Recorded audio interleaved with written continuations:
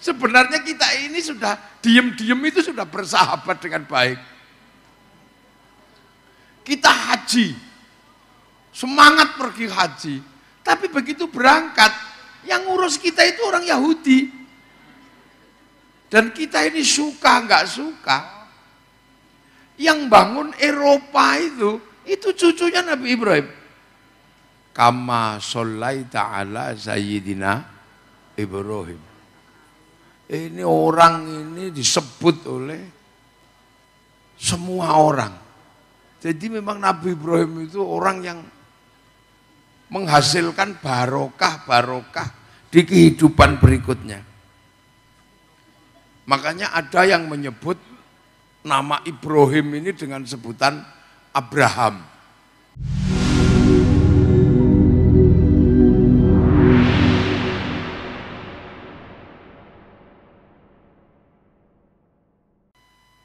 Kerangka dasar yang dibikin oleh para ulama agar orang itu tidak melupakan jasa orang lain.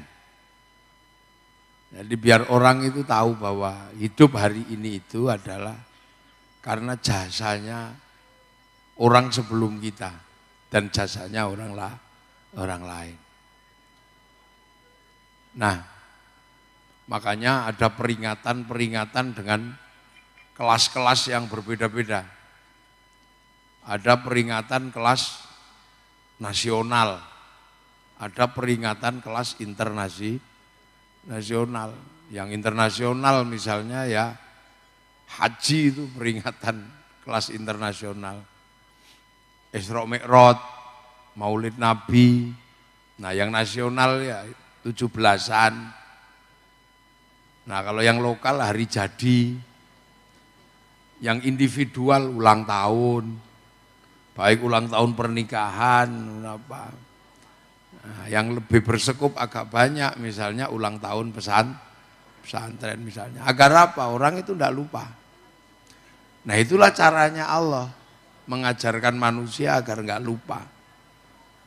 Makanya Islam diajarkan walladzina ja'u min ba'dihim yaquluna rabbana ighfir lana wa li ikhwanina alladzina sabaquna bil iman. Jadi yang datang belakang itu jangan lupa untuk mendoakan yang lebih dulu yang membawa iman.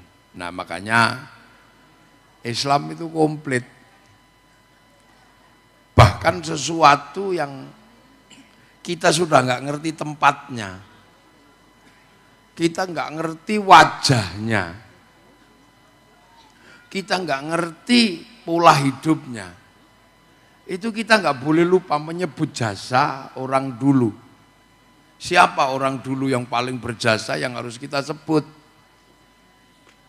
Selalu disebut, yaitu kama shollaita ala sayyidina Ibrahim. Ini orang ini disebut oleh semua orang. Yang kita udah nggak tahu tempatnya di mana itu Nabi Ibrahim itu. Cuman kita dikatakan itu Nabi, punya istri Sarah, punya istri Hajar, dan ternyata kita tidak salah ketika diajarkan oleh Allah menyebut Nabi Ibrahim. Jadi memang Nabi Ibrahim itu orang yang menghasilkan barokah di kehidupan berikutnya. Makanya ada yang menyebut nama Ibrahim ini dengan sebutan Abraham.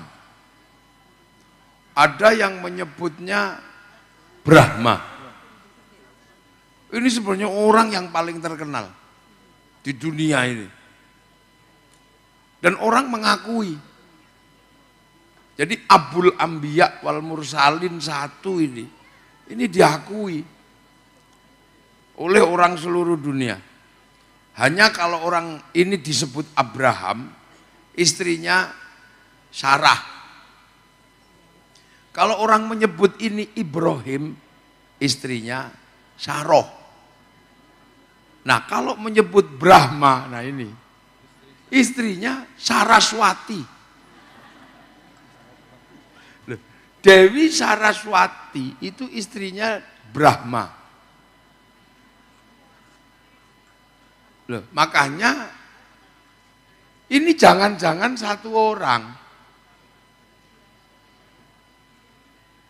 Makanya agar tidak keliru, dulu para wali ketika mengislamkan orang Jawa, orang Nusantara yang agamanya Hindu, itu tidak boleh haji. Para wali melarang jangan haji, karena khawatir keliru. Cukup sholat Jumat di masjidnya masing-masing 41 kali tidak putus sama dengan dapat ibadah haji. Karena apa? Kalau haji bisa masalah. Di sini tidak boleh ke candi, batu. Sampai di Ka'bah ketemu batu Ka'bah, bisa konslet itu. Di sini tidak boleh pakai air gunung mana, air Gangga. Di sana ada air Zam-Zam. Di sini kalau habis peribadatan suci digundul, sampai di sana tahalul. Di sini kalau habis ibadah suci gadri, memotong sana kurban. Di sini muter ke kiri pakai kain selempang warnanya kuning, di sana kain selempang warnanya putih. Loh. Jadi makanya ini yang belum terjalin ini. Ukhuwah ini belum terjalin. Ini, tapi kita selalu diajarkan kama barok ta'ala Sayyidina Ibrahim. Dan kita ini suka nggak suka, yang bangun Eropa itu cucunya Nabi Ibrahim. Yang menganut ajarannya Nabi Isa. Yang menganut ajarannya Nabi Musa. Itu dari Bani Israel. Bani Israel itu yang punya kitab Taurat sama kitab Injil. Termasuk kitab Zabur. Itu turunan Bani Israel. Nah, Israel itu siapa? Israel itu Yakub. Yakub itu punya nama Israel. Punya anak 12 namanya Bani Israel. Yakub putranya Ishak. Ishak putranya Ibrahim. Nah, yang sekarang bergerak di seluruh dunia yang jadi kayak kita itu dari Ismail. Ismail itu keturunan dari siapa? Ibrahim dari istri namanya Hajar. Loh, jadi dunia ini di level internasional ini sedang terbangun oleh keturunan Ibrahim. Ini seluruh dunia. Makanya kadang kita ini diam-diam rukun. Diam-diam rukun. Tapi kalau diajak ngomong marah. Diajak rukun sama Cina marah. Tapi diam-diam kita ini kerjasama. Karena apa? Kiai ngajarkan sholat. Sholat itu nutup aurat. Nah, tutup aurat itu kain. Kain itu pabrik kain. Yang punya pabrik kain itu Cina. Jadi berukhuwah dalam urusan sarung, tapi belum berukhuwah dalam urusan omong. Enggak. Lu di berukhuwah. Kiai ini ngajarin wudhu. Wudhu itu pakai air. Air sekarang itu diurus pakai sanyo sama pipa. Sanyo pipa diurus Mas Pion. Loh, jadi sebenarnya kita ini sudah diem-diem itu sudah bersahabat dengan baik. Kita haji, semangat pergi haji. Tapi begitu berangkat, yang ngurus kita itu orang Yahudi. Satu karena urusan pesawat. Makanya nggak usah emosi, hancurkan Yahudi, bunuh semua, renang kita. Loh, jadi kita ini diem-diem kadang ini sudah terjadi hari ini. Semuanya sudah ketemu. hanya belum duduk satu meja, terus rembukan, oh, kamu teman, kayak Benyamin, Tarzan, kamu teman. Semua sudah jadi satu. Jangan-jangan kerudung Filistin yang dipakai itu produksi kainnya dari Cina. Karena kainnya kayaknya Paris. Iya kan? Loh, ini jadi kita ini diem-diem sudah menyatu. Karena baik polisi maupun tentara maupun banter itu ketahuan itu karena ada bordiran. Jadi bedanya ada tulisan polisi, TNI, banter. Itu mesin bordirnya mereknya Butterfly. Loh, jadi Pama Barok Ta'ala Sayyidina Ibrahim ini sebenarnya hari ini sudah menjangkau hampir seluruh kehidupan manusia. Baik Nabi Ibrahim cucunya yang bergerak ke arah Eropa maupun yang bergerak ke Asia maupun yang bergerak ke India. Ini sudah ketemu, sudah rukun. Cuman kalau diajak ngomong malu. Jadi ibarat laki-laki sedang jatuh cinta. Ketika ditanya, kamu cinta enggak sama dia? Oh, enggak. Begitu diambil sama yang lain, marah. Nah, ini. Jadi sebenarnya ini hanya tinggal menunggu perbincangan verbal, omongan ukhuwah itu. Tapi kalau kehidupan sehari-hari, orang sudah bersatu kok hari. Sudah ketemu. Walaupun kadang masih malu-malu, bang haram. Malu-malu kan, bang haram. Ya enggak apa-apa. Kalau kamu haram, bang, tapi konsisten. Jangan pakai uang. Karena uang itu bikinan bang, bukan bikinan KUD. Jadi, pergi haji pakai bang. Akhirnya mengusulkan, mari kita kembali ke uang emas gitu. Jadi repot karena 1 gram itu 1 juta. Nanti kalau untuk belanja sayur kangkung seikat 1000, itu nyuwelnya gimana itu? Loh, repot juga. Jadi sebenarnya cerita tentang ukhuwah yang basyariah ini sebenarnya sudah hampir selesai, hampir clear. Paling ribut Filistin sama Israel, loh itu pasti ribut itu. Karena nenek itu warisan kakeknya, jadi pasti ribut.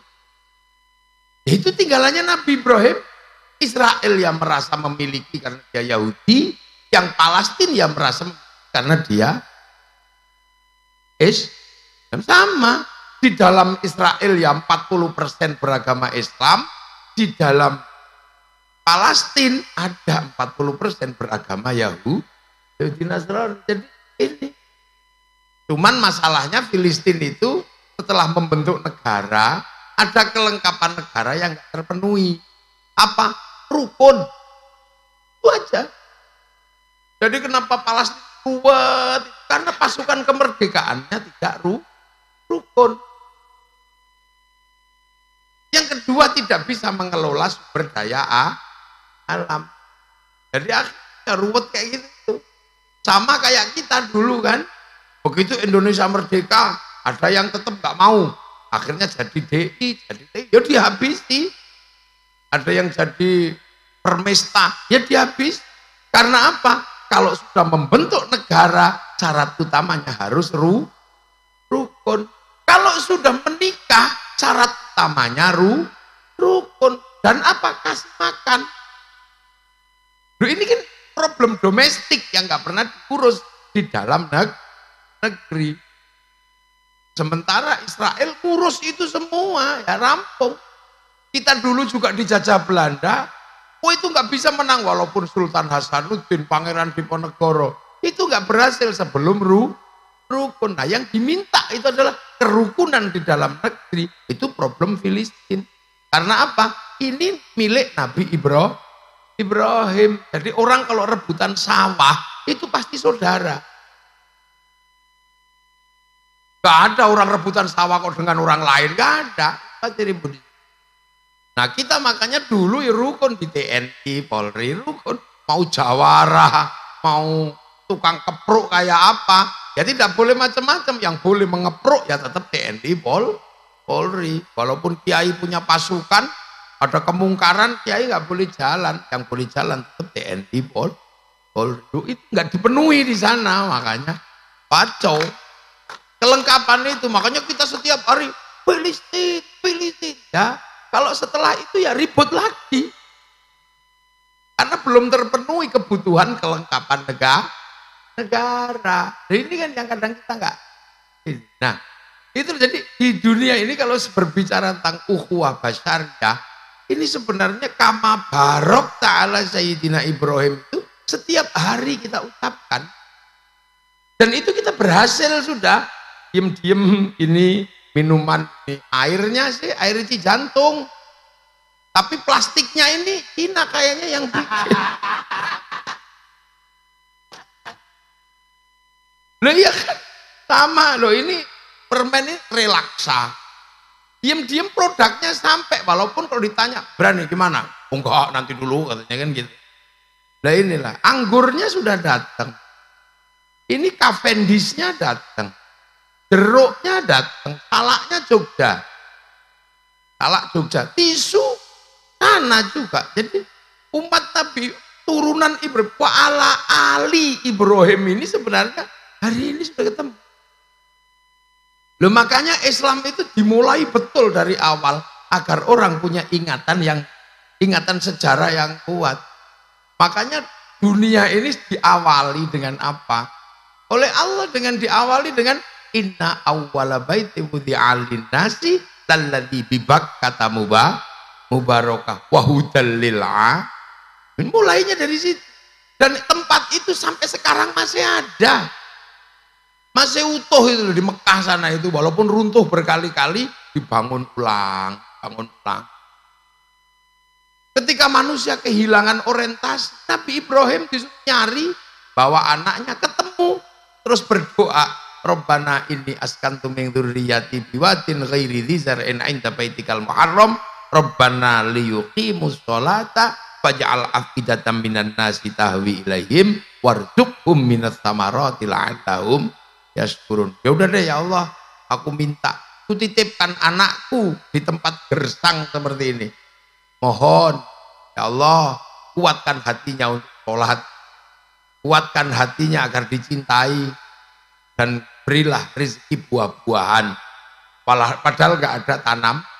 Nah, Siti Hajar juga mencari di situ. Nah, peristiwa itu apa dilupakan sama Allah? Enggak. Bahkan tempat berdoanya saja diabadikan. Namanya Makom Ibrahim. Tempat jalannya Siti Hajar diabadikan. Namanya Sofa Marwah. Tempat melempar setan Jamaratullah, Wusto, Aqobah. Bahkan tempat pertemuan pertama manusia namanya Ibrahim, namanya Adam, Hawa, diabadikan di tempat namanya Jabal Rahmah. Tuh. Jadi jangan nanti petilasan sampean. Hilang kita sejarah dan orientasi masa lalu. Sehingga tidak ada kesadaran bahwa hari ini kita ada adalah karena jasa para pendahulu. Itu. Terus bergerak. Nah ini kemudian sampai di satu titik berkembang manusia. Tapi tempatnya masih ada. Makanya kita ini setiap hari disuruh online aja kan. Jadi kan online aja. Bawal liwajaka syatrul masjidil haram online. Makanya kita bangun pemancar lokal. Pemancar kita ya masjid, pondok. Ini kan pemancar-pemancar lokal. Agar kita bisa online. Agar kita bisa online sana. Terus kemudian di sini. Kan gitu. Nah ketika Nabi ditaruh di Mekah. Agar orang bisa ketemu kembali jalan. Orang Mekah gak ngerti. Itu kan makanya Islam itu ja'a ghoriban fasayaudu ghoriban, datang asing dan akan pergi terasing. Makanya digambarkan di dalam Al-Qur'an wakafa billahi syahida. Jadi ya kan Rasulullah itu ya bersaksi itu sendirian. Muhammadur Rasulullah sendiri. Nggak ada. Karena yang ngerti Nabi itu tempatnya di Filistin. Yang tempat yang tadinya ditempati Nabi Ibrahim sudah ditinggalkan cukup lama. Makanya ketika arah manusia diarahkan kembali ke Mekah, orang Mekah sudah nggak kenal Allah. Udah nggak kenal, wong dia sudah jadi penyembah berhala. Makanya ketika Nabi hadir di situ, saya Nabi. Nabi itu apa? Nggak kenal. Makanya Nabi ya sendirian. Contohnya begini, orang Ciamis di Jantung ngerti kiai. Makanya ketika saya datang ke sini, gak khawatir apa-apa, wong orang sini sudah ngerti kiai ngerti ajengan. Makanya salaman aja rebutan gitu. Tapi saya nggak perlu marah ketika saya ke pedalaman kian. Yang belum ngerti Nabi, yang belum ngerti kiai, belum ngerti ajengan. Kalau di pedalaman Irian bentuk kayak saya, pasti dikira tim pemburu babi. Makanya Rasulullah kan enak doanya, Allahumma hadi qaumi fa innahum la ya'lamun. Enggak ngerti kok. Yang ngerti Nabi itu kan orang yang punya kitab suci. Nah, yang nggak punya kitab suci, yang nggak ngerti Nabi. Makanya orang Mekah, Nabi itu apa? Yang nggak ngerti. Yang ngerti orang Filistin. Makanya udah ada yang percaya. Apalagi yang diajarkan Nabi itu kerepotin. Bagi orang Arab kan repot itu. Karena apa? Orang disuruh wudhu. Sementara air diminum aja susah. Orang minum aja susah disuruh wudhu. Apalagi disuruh jinabat. Diminum aja susah kok disuruh mandi. Padahal mandinya jinabatnya orang sana nggak kayak orang Ciamis. Orang Ciamis kan sebulan sekali. Sana bisa semalam 8 kali. Udah makanan susah disuruh udah panas disuruh puasa. Wah ngerepotin, ini udah nggak kenal Nabi, ajarannya nggak cocok sama orang Arab. Terus, makanya Nabi itu disuruh pergi, itu pindah ke Madilah di Madinah ngerti Nabi karena udah pegang kitab suci. Ada Banu Nadir, ada Banu Kunaiko, ada Banu Quraido, ngerti Nabi. Nah itu makanya di dalam Al-Quran kan wakafa billahi syahida Muhammadur Rasulullah. Sampai akhirnya ketemu manusia-manusia yang percaya sama Nabi, disebut walladzina ma'ahu, orang yang hidup bersama Nabi dan percaya. Karena orang yang hidup bersama Nabi dan percaya menghadapi orang yang nggak percaya, maka ada konsep asyidda'u alal kufar. Nah yang kafir siapa? Ya orang Arab. Yang tahun segitu masih zaman jahiliyah, tahun 571 masih jahiliyah. Ciamis sudah nggak jahiliyah. Ciamis 571 sudah jadi metropolitan. Karena tahun 400 sudah berdiri kerajaan Galuh. Lu kan gede. Ini nanti kita uji. Pesantren itu kita uji. Jawa Barat tahun 400 sudah berdiri kerajaan Tarumanegara. 350 di ujung kulon Saloka negara. Tahun 500 di Jepara berdiri kerajaan Kalingga. Tahun 450 di Malang berdiri kerajaan Kanjuruhan. 600 di Jawa Tengah berdiri kerajaan Mataram.